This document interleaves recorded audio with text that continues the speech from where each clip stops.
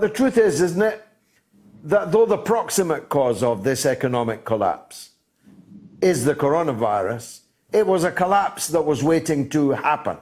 This crash was already in the pipeline before we ever heard the word coronavirus.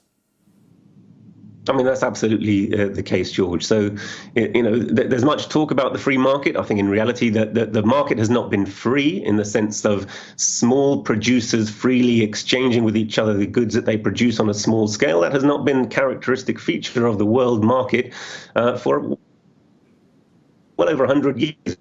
For the First World War. And what we see overwhelmingly in our market today is, in fact, the domination of monopoly, the domination of a very few players who control the overwhelming majority of production.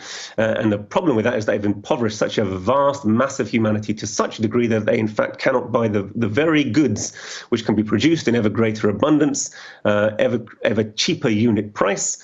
But despite the relative cheapening of the unit price, the decrease in human labor power necessary to produce all these goods, the impoverishment of the working people who are bound to be the ultimate market, the recipients for the goods of industry, are so impoverished they can't buy them. And so goods are stacked up as they were in the 2008 crisis when it was blamed on a housing collapse. But what did that housing collapse mean? It meant really, as Professor Wolf has so eloquently said in your show in the past, and I've seen him, it was an expansion of credit. So when the people are impoverished, banks found a way they could loan their capital, loan money to people who could never afford to repay the loans, which was artificially seeming to cause a boom until it became apparently clear to everyone that those loans would never be repaid.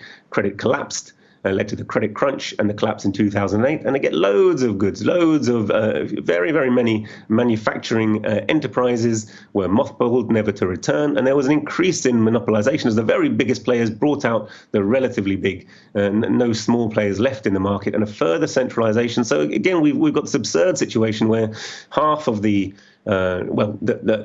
poorest half of the planet's population, so 3.5 billion to 4 billion people, have less wealth than the richest 6 billionaires on the planet.